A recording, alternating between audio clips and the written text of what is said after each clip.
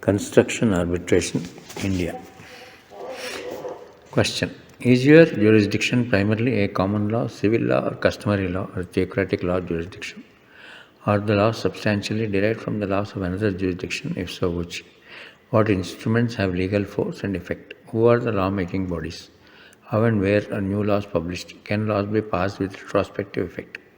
India is primarily a common law jurisdiction. There are certain personal laws based on customary practice that are applicable to some religious communities. Indian law substantially derives its origin from English law. There are several pieces of legislation that were enacted pre-independence by Imperial Legislative Council, like IPC 1860, Indian Contract Act 1872, and Evidence Act 1872. The Constitution of India 1950 adopts a quasi-federal structure. 7th Schedule of the Constitution allocates subject between Parliament and state legislatures. The Parliament, apex legislative body, consists of two houses and is empowered to enact laws on subjects mentioned in the Union list. The state legislature is empowered to enact laws on subjects that are mentioned in the state list. Both Parliament and state legislature may enact laws on subjects mentioned in the concurrent list. But in case of a conflict, the law enacted by Parliament prevails. Laws enacted by Parliament and state legislature are valid and binding. In addition, laws pronounced by Supreme Court of India are also valid and binding. Laws enacted by Parliament are published in the Gazette of India, whereas laws enacted by the state legislature are published in the respective state gazette. Apart from criminal legislation, the Parliament as well as the state legislature are empowered to enact laws with retrospective effect. Laws are applicable prospectively unless specifically mentioned otherwise. Contract formation. What are the requirements for a construction contract to be formed? When is a letter of intent from an employer to a contractor given contractual effect? There are no specific requirements for formation of a construction contract. As per Indian Contract Act, any agreement that is enforceable by law is a contract. The key tenets of a construction contract are similar to any other contract under Indian law. That is, there should be an offer and unconditional acceptance on the part of the employer and contractor respectively. The parties should be competent to contract. There must be a valid consideration. And the object or subject matter of the contract should be lawful. A letter of intent is not defined or used in any legislation. However, courts have interpreted it to mean an agreement to enter into an agreement and is generally not enforceable, nor does it confer any rights upon the parties. However, a letter of intent may amount to acceptance of the offer resulting in a concluded contract between parties in certain situations. The question of whether the letter of intent is merely an expression of intention to place an order in future or whether it is final acceptance of the offer thereby leading to a contract is a matter that can be decided with reference to terms of letter or the conduct of the parties subsequent to the issuance of letter of intent. Case State of UP versus Combined Chemical Company, 2011, 2 SSC 151.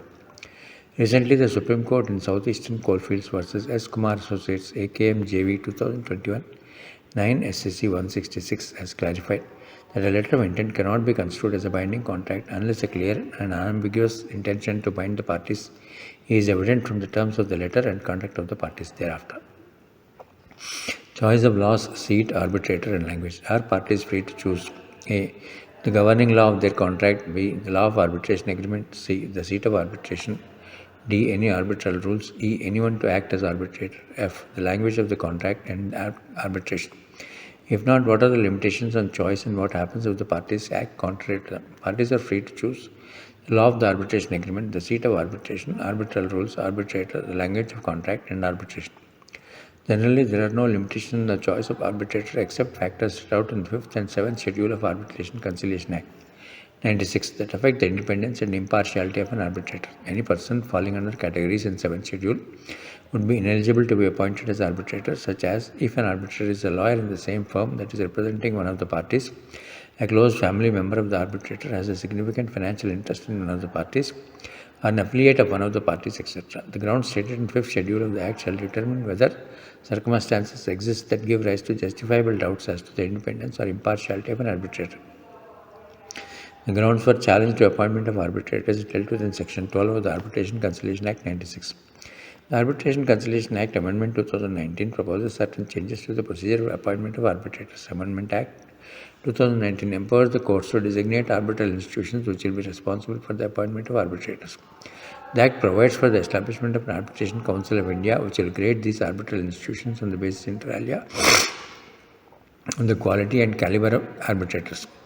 Amendment Act 2019 has been passed by both the Houses of Parliament and received presidential assent on 9th August 2009. However, above-mentioned provisions of the Act are not in operation yet, as only limited provisions have been notified. Until recently, under Indian law, two Indian parties could choose a foreign state of arbitration but were not permitted to choose a foreign governing law and thereby contract out of Indian law, as it would appear to be against public policy.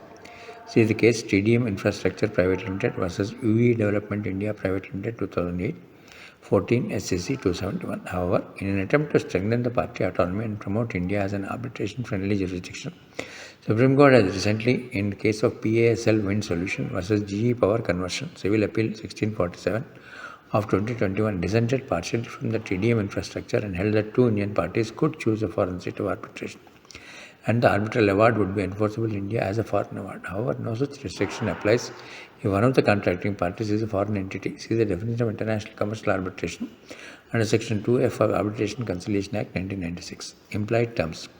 How might terms be implied into the construction contract? What terms might be implied? A contractual term may be express or implied. It will depend upon the construction or interpretation of the contract, nature of the transaction, surrounding circumstances, and also the conduct of the contracting parties. An implied term may not be read or interpreted to negate any express terms of a contract, must only come into play in case of strict necessity.